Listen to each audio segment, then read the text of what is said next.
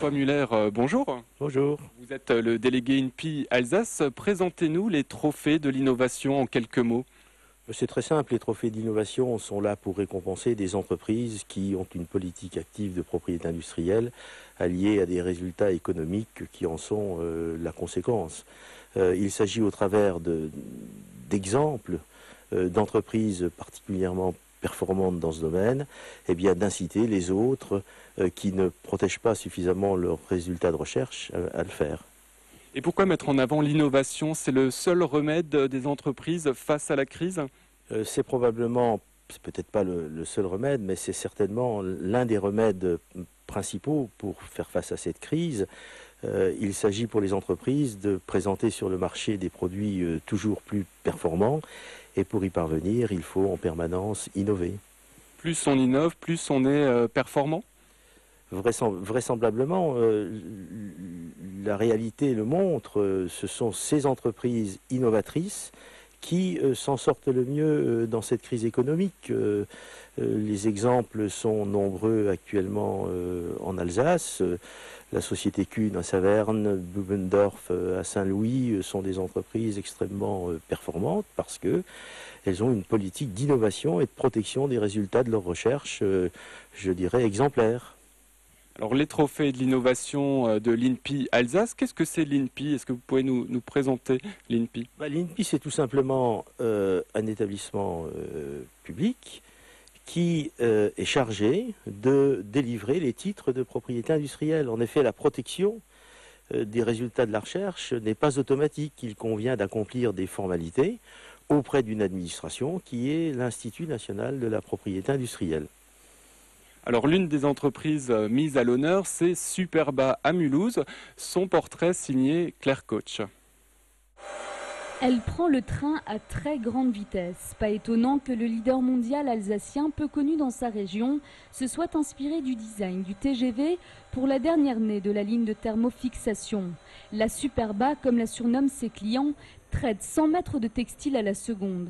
Un résultat et un produit impensable de commercialiser sans brevet. On a des concurrents allemands, on a des concurrents américains, turcs, des Chinois qui s'annoncent. Et on est beaucoup copiés et ceux-là n'ont pas nos dépenses en recherche-développement. Et grâce au brevet, on peut préserver pendant le plus longtemps possible le bénéfice de tous les efforts que nous avons réalisés en recherche-développement. Le brevet, fer de lance de Superba, car même si l'entreprise s'est spécialisée dans la fabrication d'outils de traitement des textiles, elle conçoit également des machines qui traitent le fer. Chaque année, malgré la crise, elle alloue à la recherche et à l'innovation près de 2 millions d'euros. Des efforts sacrés par les trophées de l'innovation pour l'ensemble de sa politique en matière de propriété industrielle. Dès les 2 premières années de création de l'entreprise, qui a été créée, c'est 1955, on a commencé à déposer des brevets. C'est une politique qui a été suivie pendant plus de 50 ans à présent. Donc pour nous, c'est une reconnaissance. Et je pense que surtout, c'est aussi par rapport aux autres entreprises, on ne va pas dire un exemple à suivre, mais quand même quelque part une piste qui montre l'importance des brevets pour une entreprise. Avec pas moins de 1300 lignes vendues à ce jour, Superba est loin de laisser le marché du textile lui filer entre les doigts. Et ce trophée INPI de l'innovation, c'est quoi? C'est un argument de communication pour les entreprises mises à l'honneur? C'est un argument de communication. Ce trophée montre que ces entreprises sont innovatrices, qu'elles protègent leurs résultats de recherche et elles peuvent utiliser dans leur support de communication le logo des trophées de l'innovation dans les circonstances où elles le jugeront nécessaire. Alors vous avez mis à l'honneur des entreprises en Alsace, les trophées régionaux. La suite, c'est quoi? C'est les trophées nationaux, c'est ça? Voilà, et bien dans chaque région, il y aura 3 lauréats régionaux, un centre de recherche régional qui aura été primé.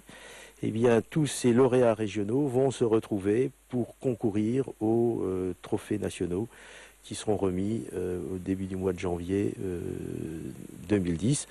Nous avons eu en Alsace beaucoup de chance ces 3 dernières années puisque nous sommes vus attribuer 2 lauréats nationaux, excusez-moi, la société Fondis à Tannes et la société Mécaterm à Bar-en-Bar.